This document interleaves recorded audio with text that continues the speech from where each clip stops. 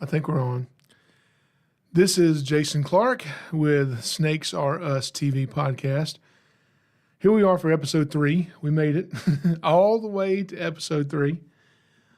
Let me see if I can get my monitor up here so I can see maybe what you guys are seeing.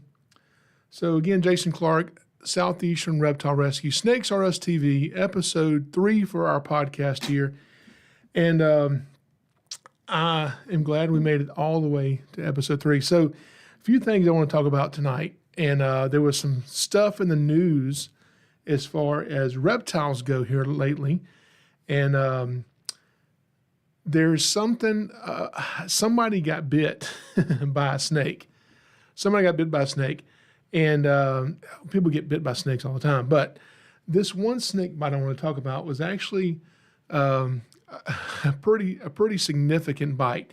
So we're not going to talk a lot about that, but I do want to talk about bites. So if you have been bitten by a snake, put it in the chat, and I want to talk about it. I'm going to tell you some of the bites that I've had, and I'm going to tell you tonight the worst bite I've ever had. A bite that I thought I was going to die. If I've ever come close to dying, it was from this one time I didn't get bit. And I want to tell you about it. And it's not what you think. It is not what you think. You know, it's always what you don't expect to kill you is what will actually kill you. So if you're just joining us, we're here. My name is Jason Clark. This is Southeastern Reptile Rescue, the Snakes Are Us TV podcast, episode number 3. We made it all the way to number 3. So tonight we're talking about bites.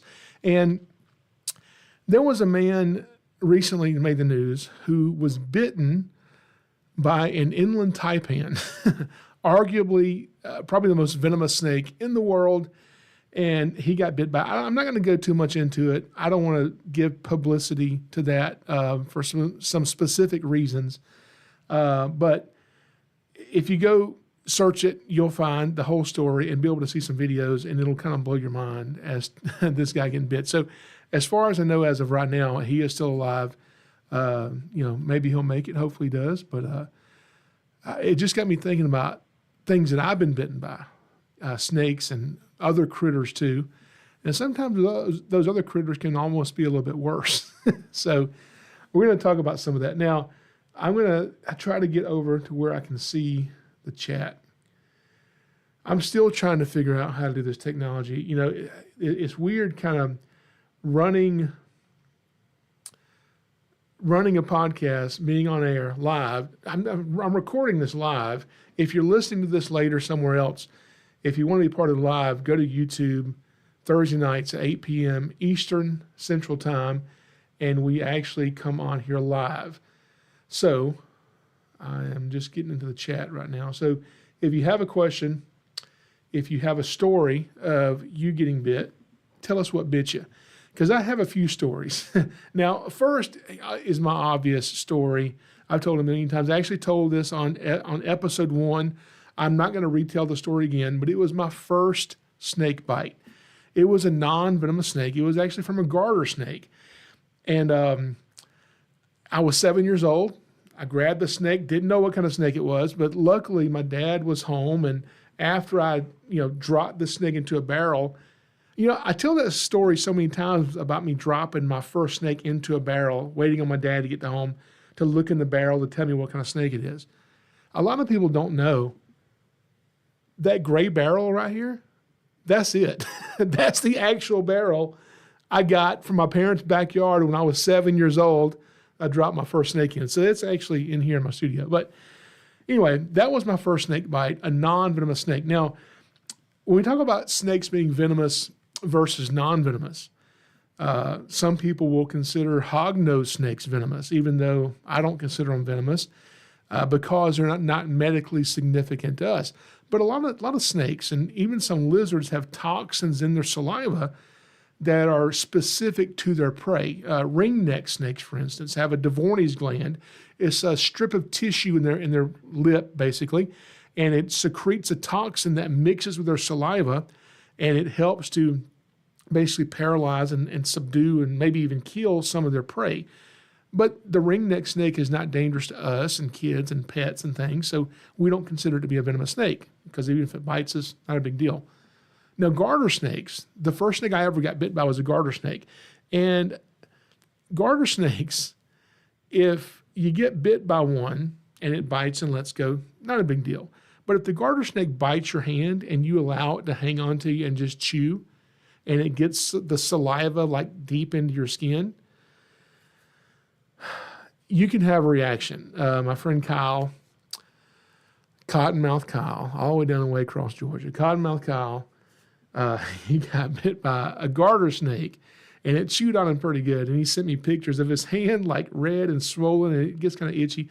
It's not really anything dangerous or bad, so we don't really consider them a venomous snake because it's not medically significant to us.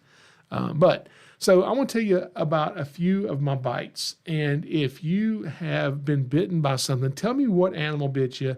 If it's a snake, tell me how bad it was. So Elizabeth Weaver is in the chat. Thank you for joining us, Elizabeth. Hello. Go to the chat feature on YouTube and you can join us. Now, so that was my first bite, was the garter snake. People often ask me, how many, they don't ask me if I've been bitten by a venomous snake. They want to know how many times have I been bitten by venomous snakes. Well, I started handling snakes when I was 7 years old, and I am 37. Okay, I'm older than that. I'm in my 40s. I ain't gonna tell you how old. Anyway, I'm 46. Okay, I've been handling snakes since I was 7. I'm 46 now, and I've never been bitten by a venomous snake ever. I've never been envenomated, never been bitten by a venomous snake, and I hope to keep it that way.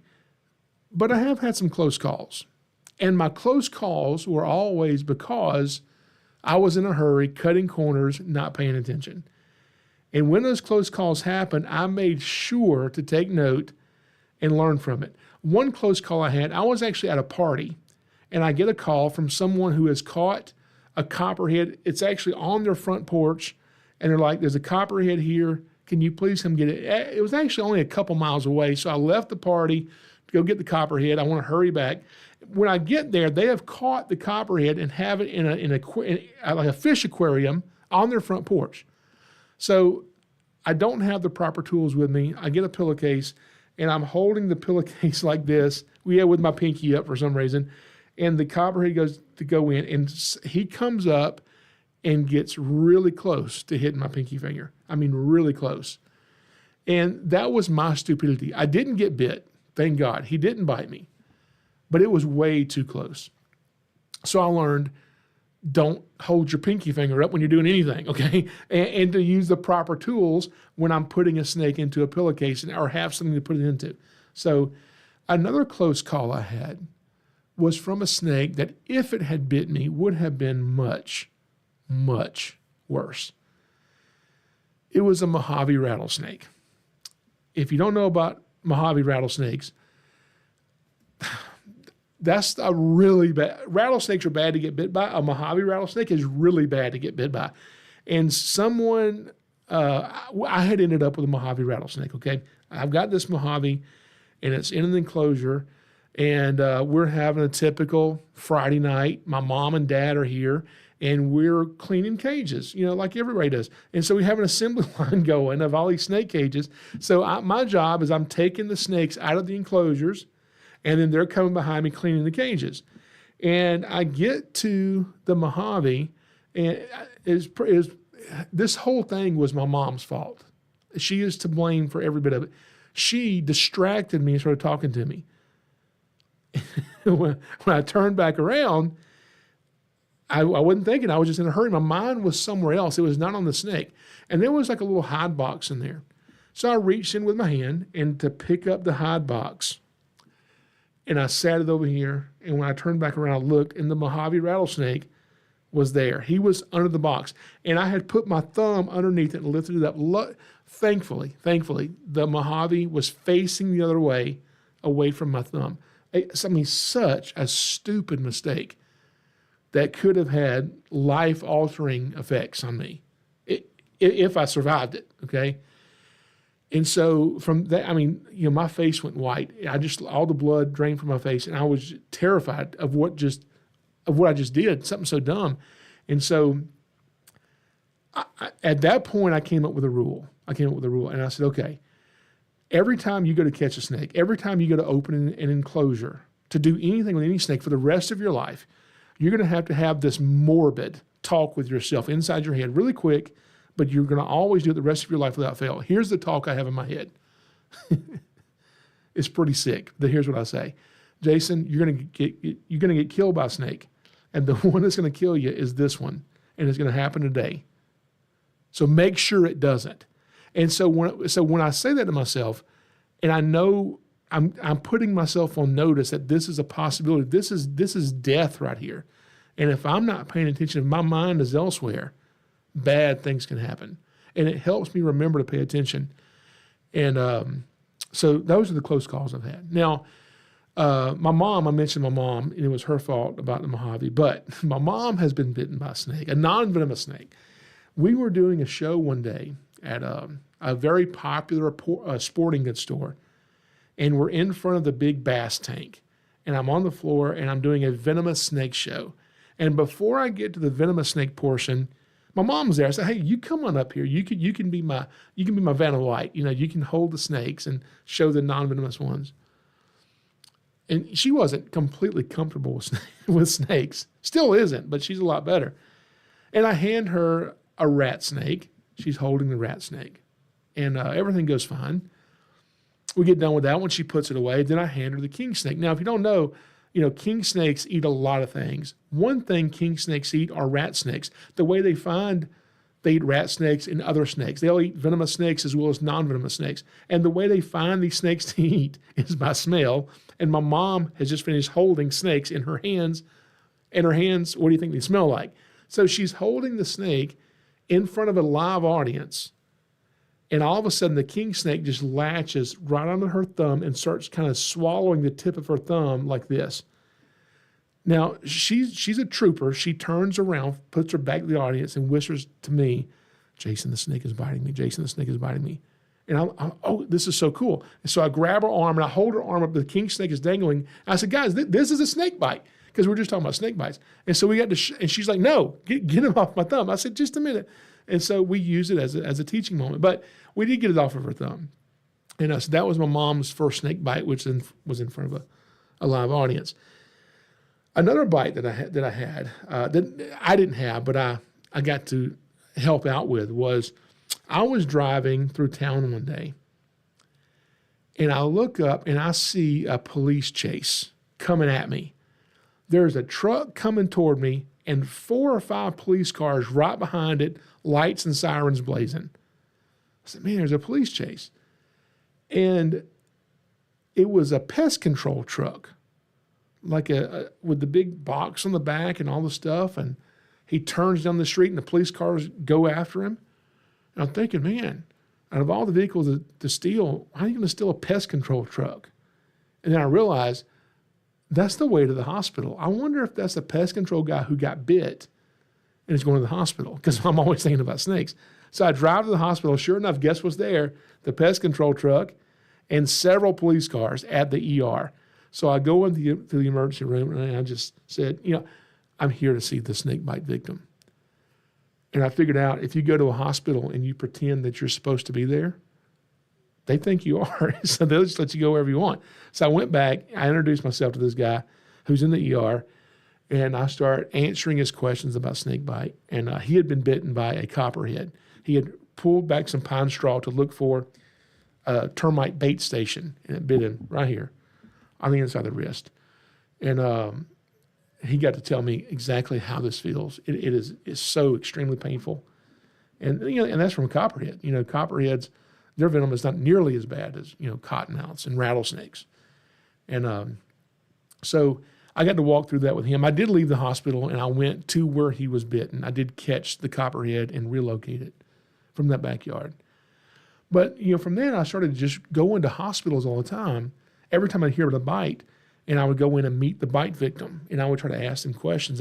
Very important questions. First question is, how bad's that hurt? 10 seconds before you got bit, what were you doing? Something dumb? I bet it was something dumb.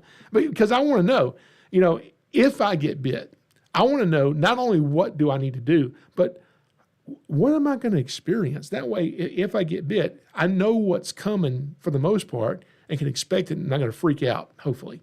So I started really researching about snake bites a lot. And I've seen a lot of them. You know, some of the bites I saw, one guy, when I had my TV series on Animal Planet, he had fallen out of a deer stand and broke his leg, was on crutches. And he's driving in his backyard, and he stops his truck, and he gets out and gets on his crutches. He doesn't know he's parked his truck tire on top of a copperhead. And he gets out. He wasn't good at sitting in a deer stand. He ain't even any better at walking on crutches. He falls off the crutches, lands on top of the copperhead. Luckily, his right leg has a cast on it. It couldn't bite through the cast, so it bit his left leg. So I got to go meet him in the hospital with his broken right leg and snake-bitten left leg. So that was pretty interesting. Now, we had another call recently that came in with an individual who needed some help, and he had gone into his backyard. It's a really sad story. Going into his backyard, and he had his dog out there, and he looks, and his dog is dead. At least it looks dead. So he goes over to his dog, is like, trying to figure out what's wrong with his dog. So he goes to roll the dog over. When he rolls the dog over, there's a rattlesnake under the dog that had bit and killed the dog. And the rattlesnake bites the dog owner. And so then he has to, on top of dealing with his dead dog, go to the emergency room and receive treatment for a rattlesnake bite. It's a pretty bad bite. He recovers, and several months go by, and he's again in his yard working on his lawnmower. And while he's down around the deck of his lawnmower, he gets bit a second time by another rattlesnake under his lawnmower. As you go back and look at all these bites, one thing I've kind of figured out is most of all these bites are preventable. If we're paying attention to what we're doing, watching where we put our hands and feet, not trying to kill or catch snakes, which is how most bites happen, then we can avoid these things. Now, in a minute, I'm going to tell you about the bite that almost killed me. If I've ever come close to dying, it was from getting bit by this one time. I'm going to tell you that story in a minute. Let's see what we got in the chat. So Richard, when I was a kid, I was trying to catch a brown snake, and it bit me in the finger. And boy, did it hurt. I've gotten bitten by garter snakes, and it hurt, but not as bad as the brown snake. Paranormal Guard, I don't know how to say that. Garner. What is the most memorable rescue that you have done? Man, the most memorable rescue. Oh, God. There's a bunch of those. The most memorable one? I don't know. You know what I was trying to do? I was trying to edit a video to get it up on YouTube before this podcast airs tonight, because I wanted to talk about it, because I'm not going to give it away, but the next video I'm almost finished editing it. Maybe I can get it out tomorrow on YouTube.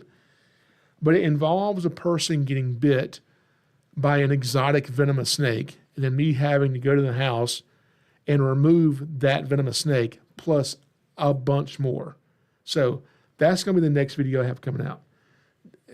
I don't know. Anytime I go on one of these rescues, I'm like, never seen this before. Then I see something that tops it the next time. So, but I can't wait for you to see that rescue. That one's pretty interesting coming up.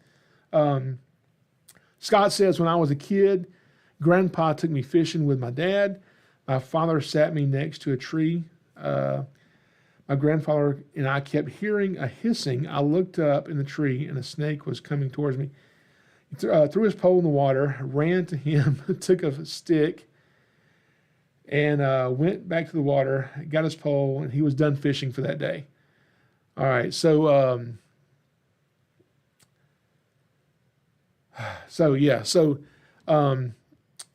when you're fishing, man, when I go fishing, that's usually when you can catch snakes. And when you go catch snakes, you usually don't find snakes, but you could probably catch some fish. It's usually the opposite. So, but now getting off snake bites. Still talking about bites. one thing I work with a lot, you see the pictures behind me, alligators. The picture up there over my shoulder, right over here, is an alligator. And I took that photo. That was about an 8 or 9 foot alligator I had caught. It was a nuisance gator, and I caught it. And this is me releasing the gator. And as it was walking away, it stopped, and I turned almost as if it was looking over its shoulder at me. I like to say it was telling me thank you. It was probably actually saying, come closer and I will kill you. So I snapped that picture of it. But I love alligators, and I love catching alligators and relocating alligators. I've got several alligators that I own that we use for education. The biggest alligator that I have right now, his name is Seminole. I've had him for, 18 years maybe. He's about 9 foot.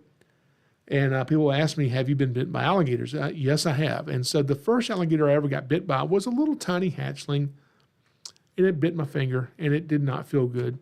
Even little, they have such jaw pressures, powerful jaw pressure. And the little gators, their teeth are so much sharper than the big gators. They need to be sharper because even though they have strong jaw pressure, it's not as powerful as the big gators. The big gators, their teeth are not nearly as sharp, which doesn't matter because their jaw pressure is so powerful. And one thing I hear all the time is, it's easy to shut a gator's mouth, but you can't open them up because the muscles are so strong. Well, that's kind of true, but not exactly. Like when I get on top of a big 10 or 11 foot alligator, it's not easy just to push his head down and close his mouth. I'm a big guy. Sometimes I have to put my forearm on that gator's snout and put my weight and really press down to get that gator's mouth closed. So they're powerful animals. So another gator I got bit by was I was measuring some of our gators and just doing a yearly measurement on them. And that entails, getting on the gator and stretching a tape measure on them. So I'm on top of this gator. And it's about a 6 foot alligator, not huge, but about 6 foot. And while I'm on top of it, I'm holding the gator by the neck, and my hands are on the ground. I'm on top of him, and the gator, the snout is coming out like this. I've got him around the neck, and the gator all of a sudden twists and goes to jerk sideways. When he jerks sideways, my arms go this way, and the gator's snout is now here, and the whole side of the gator's jaw latches onto my forearm. You would think when you get bit by a gator, the first thing to do is to get your body part out of the gator's mouth. But that's actually the second thing you want to worry about. The first thing you do is you hold the gator's head still, because if the gator can then jerk his head, he can rip you open. So before worrying about getting my arm out, I just pressed the gator's head to the ground where it couldn't move it left or right. Then we had time to casually pry the gator's mouth open, pull my arm out, and I just had some slight puncture wounds. No stitches required, even from a 6 foot alligator. I was pretty lucky. Then I had another bite from an alligator. This happened north of Atlanta, where alligators are not supposed to be found. A 4 foot alligator showed up in a neighborhood pond, a small pond, only maybe an acre, pretty small pond. 4 foot alligator, a busy neighborhood, suburbs of North Atlanta. So, of course, it's got the attention of all the Atlanta news stations. So they're calling me, Jason, what day are you coming to catch the gator? We want to film it. I don't want a bunch of people there in case I get bit, okay? I don't want them filming it. I'll film it. I don't want them to. So I said, well, I'm going to go on Wednesday to catch the gator. They said, okay, we'll meet you there on Wednesday. So I went on Tuesday. And I get there, and there's one news station already there. And I said, so one news station is better than 4 or 5 news stations. I said, okay, we'll try to catch it. Well, before I catch it, he's interviewing me, asking me, have you ever been bitten by an alligator? I said, yeah, I've had a few bites. And he said, does it hurt? No, not at all. Yes, it hurts. It's an alligator. So anyway, I catch the gator, and I'm using a big treble hook, and I throw the treble hook with the line over the gator. And I pull the line, and the hook comes back and snags the gator's tail. People say, does it hurt the gator? It doesn't gravely injure or maim the gator. I'm sure it doesn't feel good, but it's better than us killing him. So, I pull the gator in, and you know, think about these big hooks. They can easily fall out if you let tension loose in the line. So I pull the gator to the bank, and I go to grab him by the base of the tail. And he's small. He's only 4 foot. And I pick him up. When I pick him up, before I can get control of him, he swings around and latches onto my entire forearm, right in front of the news camera. And he's wrenched around so much he can't really shake and, thrash. So I just, there's a gator bite for you. So that one was live on an Atlanta news station. So that was fun. One more thing real quick. We got a lot of people in the chat right here. I don't know what that says. Something bird. I need glasses really bad, but I don't want to get them. I can't read this. Hey, Jason, it's Gages Dad. Hello, Gage. Hello, Gages Dad. From the GON Blast. He was your 8-year-old helper on Saturday there. Well, good. If you want to come out and see one of my live shows, go to SnakesAreUs.com, click on the calendar, see where we're going to be. We actually just booked a show today in Atlanta for 2025 at Georgia World Congress Center. So that's going to be fun, a 4-day show we're doing there. Red Badger, worst reaction was an asp caterpillar. An EpiPen, oh man, you had to have an EpiPen. Yeah, so yeah, caterpillars, I've never been stung by a caterpillar. I hear they're really bad. I've been stung by a scorpion. It wasn't that bad. I guess it depends on which scorpion gets you, though. So another bite that happened was, hang on, before I tell you that, because I want to get to the story of this really, really amazing bite that got me. But, one question I get all the time talking about bites is, Jason, in the comments all the time, why are you not wearing snake-proof boots? Why don't you wear snake-proof boots? It's more. Well, I'll tell you why I don't wear snake-proof boots. There's a few reasons. One reason, they're hot, okay? They're hot. I don't want to wear them, and they're uncomfortable. When you put on snake-proof boots, you're doing that because you expect to see a snake, right? So you go out there and you're expecting to see a snake. You got your boots on. You're looking for snakes. You don't see one. You go back. You get home. You peel the boots off. They're so hot. You go out in the backyard to relax and barbecue. That's when you get bit, when you're not expecting to see the snake, okay? Also, snake-proof boots, in my opinion, at least the ones I've tried, are not snake-proof. They're snake-resistant. A lot of the companies that I've seen have started removing the word proof from the box. They can't stop selling them because they make too much money. They just put a big picture of a rattlesnake or something on it and call them snake boots. Are they good to have? Yeah, you should go buy some. But don't believe that they're snake proof and that a snake can't bite through them, because it's not true. Snake bites in dogs. I do snake aversion training for dogs. I train a lot of dogs. This weekend, I think we have over 50 dogs signed up just for this weekend for our snake aversion training, snakeschool.com. And we see a lot of dogs bitten by snakes, but the most memorable snake-bitten dog that I've ever encountered was not too far from my house. A guy was in his yard, in his front yard, and he saw his dog get bit by a snake. He saw it happen. He sees the snake. He sees it bite his dog. He don't want to kill the snake, but he does want to catch it and have me come relocate the snake or whatever. So he goes over, he pins it was a copperhead. He pins the copperhead behind the head, which I do not recommend. That's not how you do it, okay? Pins it behind the head, picks it up, and he's carrying the copperhead by the head over to the driveway from the edge of the woods. And it's a long copperhead, like a really long, like a 4-foot long copperhead, which is a big copperhead. And the tail is dangling at his leg, like slapping against his leg as he's carrying it. He gets to his driveway and he realizes he's not carrying a copperhead. He's carrying 2 copperheads. They were mating. The tails are locked up. One head's up here. The other one's dangling at his leg, okay? 2 copperheads. That video is actually on our YouTube channel. He did not get bit, luckily. He was so lucky he didn't get bit. Elizabeth Weaver wants to know, do you think the gator that was in North Atlanta was a released pet? Yes, that one was a released pet. I actually caught an alligator once out of Lake Lanier. That one was a released pet. Sometimes we'll get alligators going in North Georgia, and usually up the Chattahoochee River, the Flint River.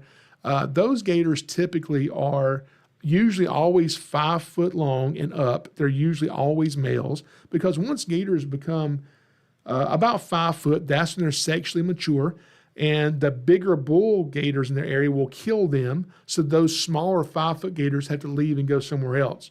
So they go up, different rivers and tributaries and creeks, and they get far north of where their natural range is, just trying to find somewhere else to go. And so, the actual wild gators we encounter are usually 5 feet and up. If you find a little gator way out of this range, somebody put that there for sure. Okay, now I'm going to get into the worst bite I've ever had that almost killed me. But before I do that, I want to tell you probably the most unusual bite I've ever had. So my mom, my sister, and I went to Florida. What do you think? What do you think bit me? Okay, start thinking about what bit me in Florida. And we get on a boat that you pay to get on. It's like a tourist attraction. It's a double-decker ship, holds about 300 people, okay? And you pay, I don't remember, you pay a fee, and they take you out, out in the ocean to an island, and you get off the island, you walk across the island, and it's just a deserted island, bunch of nice waves, really clean beach, beautiful.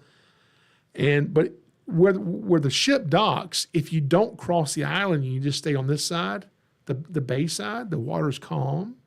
There's no waves. There's marine life everywhere. So 300 people, my mom and sister included, cross the island, go to the beach. Not me. I stay on this side, walking way down the beach.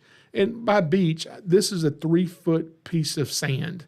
There's the water, 3 feet of sand, and then a bunch of bushes, okay? And so I'm walking down through here. And we're only on the island for maybe 2 hours, or I don't know how long it was. Maybe a couple hours we're there.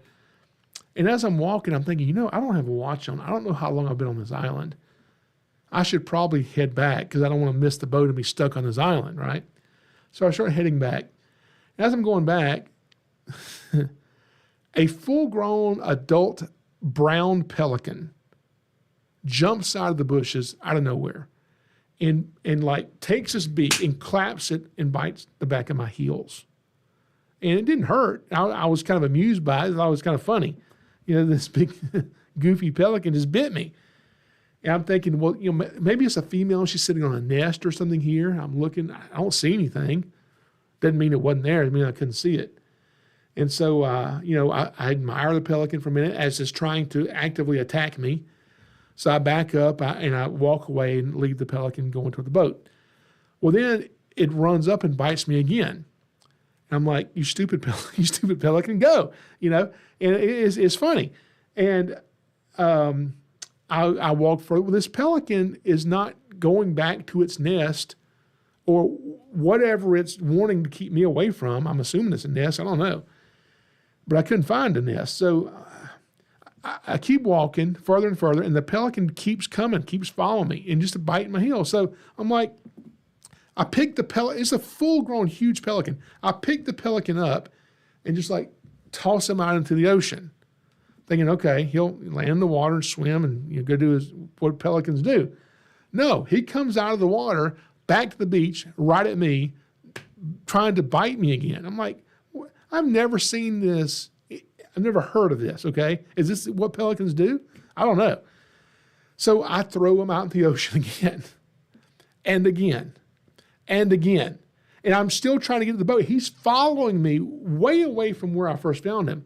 We're way down the beach by now. And all of a sudden I look and I see in the distance a man waving his arm at me. I later realized it's the captain of the boat. The ship has boarded. They've counted the people. They're missing one person, which is me.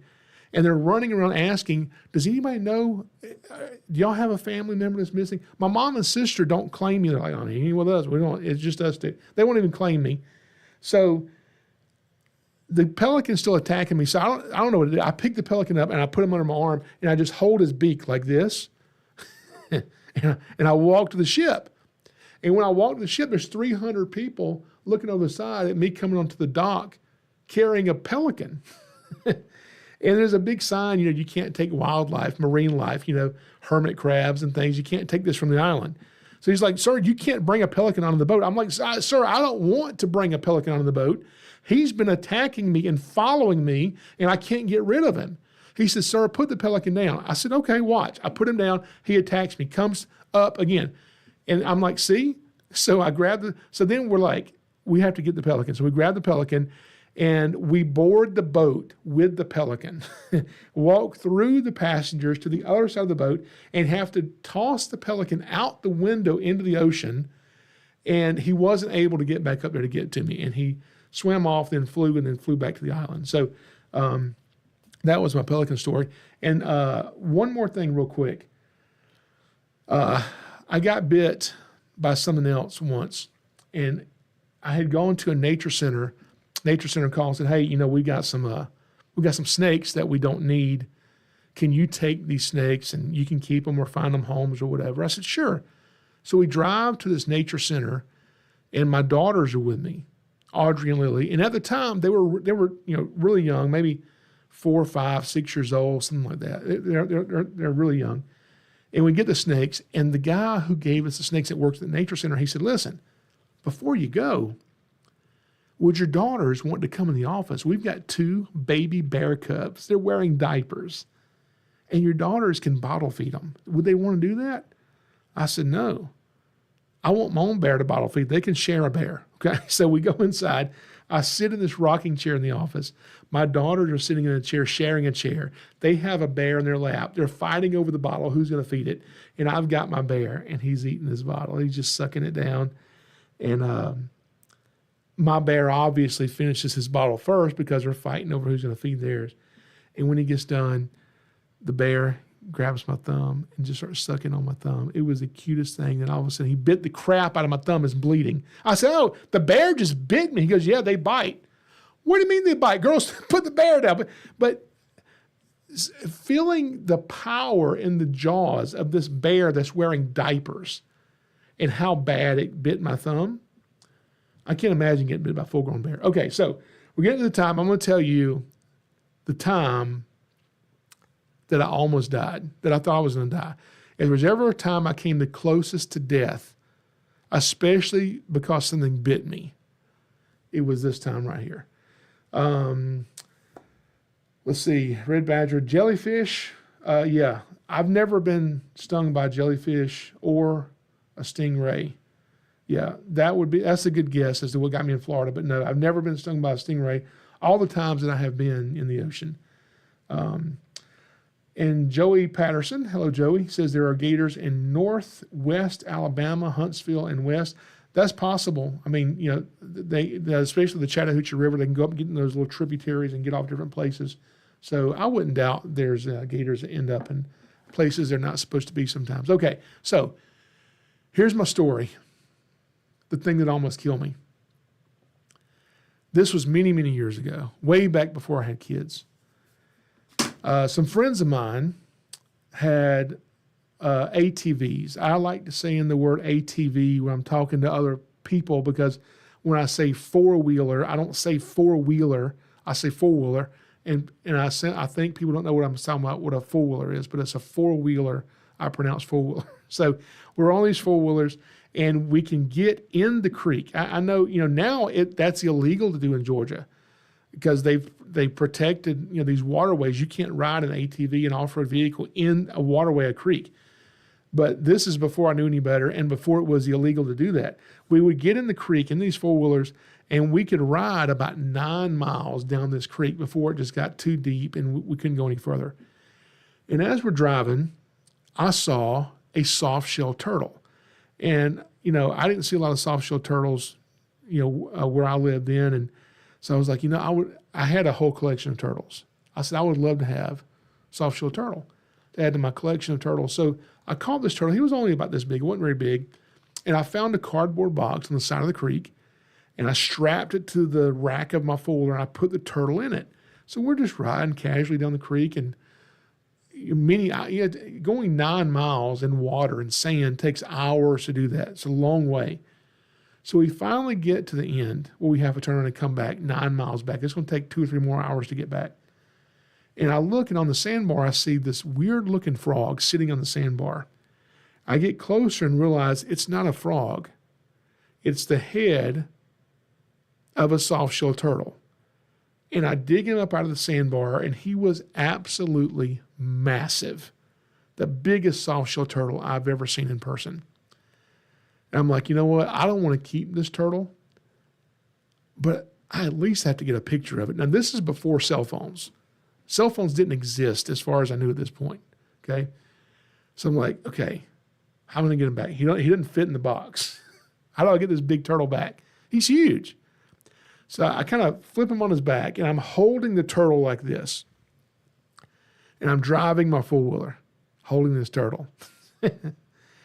And my friends, they're already tired of me dealing with these turtles. So they've already left. I'm with 3 other people. They've already way ahead of me. And we had installed car horns on our four-wheelers because we didn't have cell phones. So if something happened, we could blow our horn if we got stuck. You could hear a horn blowing. Oh, he must be stuck. Something happened. Go back and let's see what happened. So we had horns, thank God. So I'm driving with this turtle, and all of a sudden, I guess I'm not paying attention. Well, this turtle turns and somehow grabs my neck right here. My neck, right at my jugular vein, right there, grabs onto my neck and clamps down. His neck, his head's this big around, okay? And he clamps down on my throat, my jugular vein. I can just think, okay, if he rips my neck open, I'm dead. There's a canopy of trees all down this creek. We can't get life flight helicopter out here. There's no ambulance access. You have to walk or ride a four-wheeler, and that's going to take hours. I will be dead. So I'm holding this turtle like this. He's clamped onto my neck. And I start hitting the horn with my elbow to get my friends to come back. They come back. They're dying laughing because they think the turtle has got my collar of my shirt. So they think it's hilarious, right? I'm like, no, it's got my neck. It's got my jugular vein, I think. It's got it right here. And you got to get this turtle off of me. And so we don't have any tools. We don't have anything. So my friend Anson gets the four-wheeler key. And if you've never seen a four-wheeler key, the metal part is this long. And he's trying to pry the turtle's mouth open. You can't do nothing with that. The more he touches the turtle, the madder it gets. And it's clamping down harder on my neck. I keep feeling for blood. I'm praying, Jesus, please don't let me die in this creek. I'm telling them, listen, if I die, don't tell anyone this is how I died. You have to come up with something else. Something really cool as to how I died. You can't tell people that, yeah, turtle killed him, okay? I can't live. I can't live with that. Can't die with that legacy, okay? So we're trying to get it off. And, you know, I run a reptile rescue. I don't want to hurt reptiles. I don't want to do that. But I don't want to die. And so the only thing I can think of is the turtle or me. And I'm like, okay, they're like, you know, if you broke its neck, if you kill it, then you'll live. If you don't kill it and it rips your neck open, you're going to die. And I'm just trying to think, can I grab an animal and just crush him with my hand? I can't do that. I cannot do that. But I'm going to try. So I reach up and I'm like, and I just touch his neck and I'm like, I can't do it. But when I touch the turtle's neck, he jerked his neck and my neck back into his shell. Now it's really hurt. My neck is in the turtle shell in his mouth. And he's pulling hard. This has just now made everything completely, exponentially worse. And one of my friends, she's crying. She is crying tears. She's screaming because she knows she's about to watch me die. And I keep feeling for blood. Y'all see blood. And, I mean, we're all freaking out. At least I am. Well, then I have an idea. It is, time of year is March. It's still kind of cold outside. The water's freezing. And I decide, tell them, take everything out of my pockets. As I'm holding this turtle, I said, take everything out of my pockets. And I'm going to lay down in the water. And I get down, the water is only about 18 inches, 2 feet deep. I get down, I lay down, my head underwater, the turtle's underwater. As soon as the turtle's underwater and I let the turtle go, he released my neck and swam off. I lived, I survived. And so we make it back. We make it back to the road. We load up our four-wheelers. We go home. And I'll never forget, this was on a Sunday. This was a Sunday afternoon. So Sunday evening, I'm like, you know what? I just almost died. I'm going to church. I'm not missing church. I'm going to church tonight. So I go to church. I sit in the very back of the church, and you can still see this huge mark on my neck. It's just blood red. It looks horrible right here on my neck. The pastor comes by, shaking people's hands. Nice to meet you. Glad you're here tonight. And he gets to me. Hey, Jason. I said, hey, pastor, what's on your neck? A turtle bit me. He said, yeah, right. I'm sure that's what's on your neck. I said, I swear it was a turtle. Anyway, he did not believe it was a turtle, but I swear to you, it was a turtle. So that was the worst bite I've ever been bit by. I've never been bit by a venomous snake. I hope to keep it that way.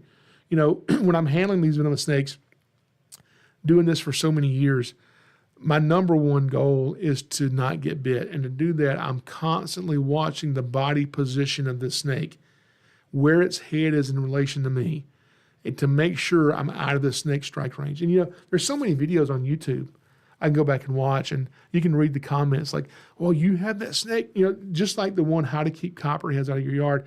I'm holding this copperhead on a hook. And the angle of the camera, it looks like the copperhead is like staring me in the face and close enough to bite me. The copperhead was not even remotely close enough to bite me. But on camera, I can see how it kind of looks that way. But, you know, the one thing I've learned to do is not to put any part of my body close enough to a snake so if it tries to bite me, that it would be successful. As long as I stay out of the snake strike range, I'll never get bit. As long as you stay out of the snake strike range, you're not going to get bit. You know, snakes here in Georgia, the United States, they're not going to leave where they're at, come to you in order to bite you. Snakes often go toward people, but not to attack. Usually it's for a few reasons. One reason may be they perceive safety and they want to get around behind you somewhere else. Other times, you know, I see all the time, maybe you're casting a shadow like a stump. They want to hide next to your foot or something. Some of y'all shouldn't be shaped like stumps. This wouldn't happen. But these snakes are not aggressive. They're defensive, okay? So the snakes are not going after, not chasing people, anything like that. So in the chat, we've got Living with Cable, Chris, Nadia is back, Nadia Brooke. She's in all of our chat. She is from the UK. Hello, Nadia. Welcome. And welcome everybody that's here in the chat. If you want to be in the live chat, go to our YouTube channel, SnakesAreUsTV, and we record this live every Thursday night at 8 p.m. Eastern Standard Time. And like I said, if you missed it, the next video I have coming out, speaking of bites, is a guy who gets bit by an exotic venomous snake. And it's not here in Georgia, it's in a different state. I had to go out of state and go to his house and remove the rest of his exotic venomous snakes. So that's the next video. I'm almost finished editing it. I was trying to get it up, posted tonight, didn't make it. So hopefully you guys have learned some lessons from my bites. I know that I've tried to learn lessons from my bites because, like I said, I've never been bitten by a venomous snake. I want to keep it that way. So hopefully you guys have enjoyed this. Thank y'all so much for joining me. We're going to get ready to end it right here, but stay tuned. I'm going to try to have our next video about the bites on YouTube coming up maybe tomorrow. And then the next video, the next couple videos I have after that, I want so bad to get these things edited because I can't wait for you to see them. You know, sometimes we have those videos. You're like, man, I can't believe the call that we just got. And I have to call my friends and family and say, hey, this is the call I just got. Let me tell you what just happened. Well, I've got a few of those that have just happened, and I filmed them. And I can't wait to get these things edited to show them to you because they're pretty amazing. So thank you guys for joining me tonight. Come back and check us out. Like I said, go to our website, SnakesAreUs.com. Click on the calendar of events. Find out where we're going to be. I'm going to be updating our 2025 calendar. We're already booking for fall of 2025. we're not even at the end of summer for 2024. So we're booking a lot of shows. So come see me live, our Venomous Snake comedy stage show that we do. It's a lot of fun. Thank you guys for coming. And I hope y'all have a wonderful, wonderful, wonderful night. And I'm going to see how to end this broadcast. I say this every time I go to try to end this, and I always have trouble doing it. Okay. So thank y'all guys for coming. And we'll see you next Thursday for episode 4. At least that's the plan.